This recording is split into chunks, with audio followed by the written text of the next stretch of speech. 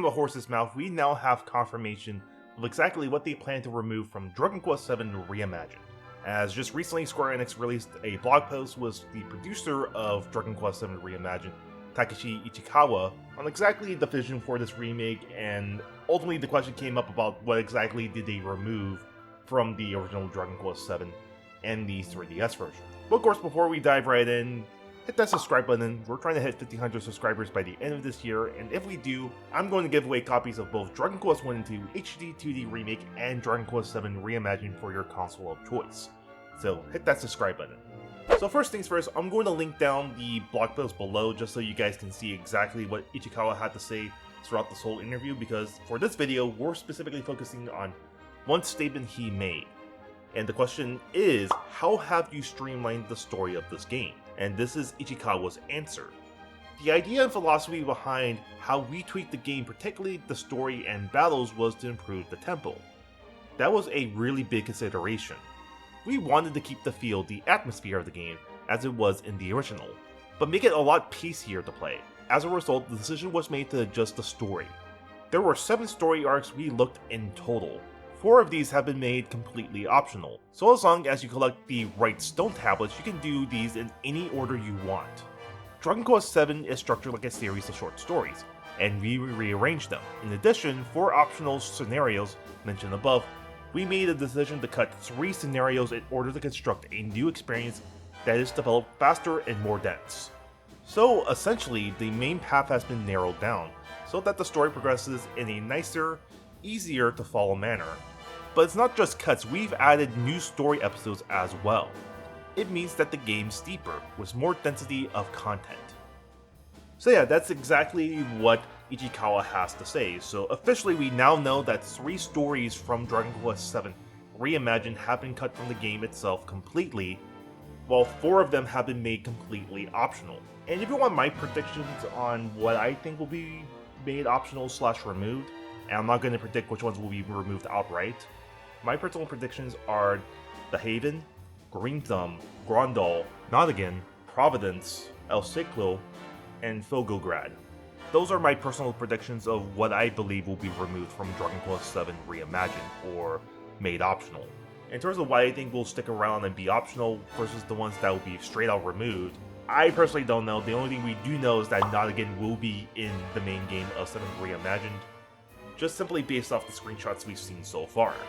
While the other 6 remains to be seen which one will be outright removed and which ones will stick around.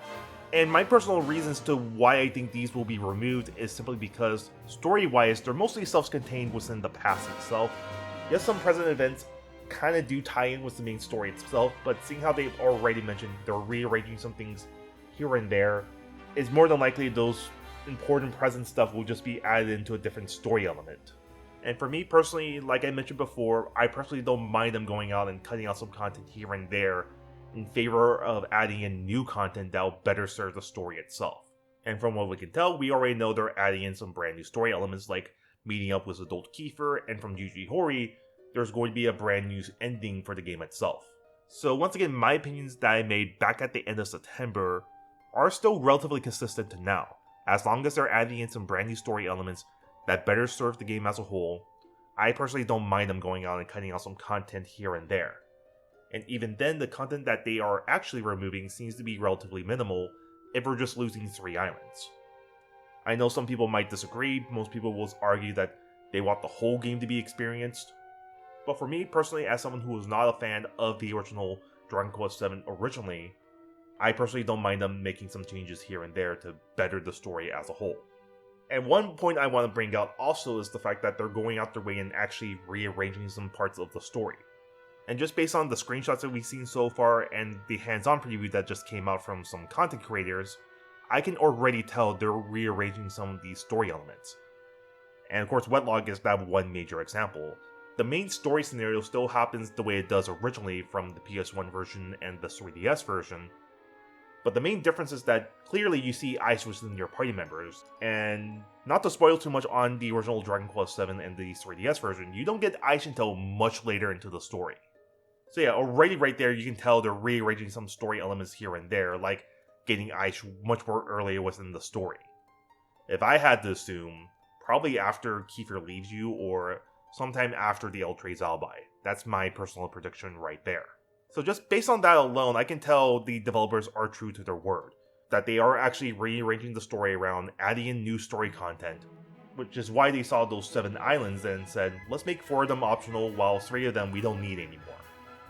And for me personally, I'm fine with that. You can obviously feel however you feel when it comes down to them removing some islands here and there, but for me personally, I personally don't mind. But anyways, that's going to do it for today's video. Let me know what you guys think down in the comments below. Plus, don't forget to leave this video a like and subscribe as well. And of course, I'm going to get out of here. Check out these videos right here. Take care.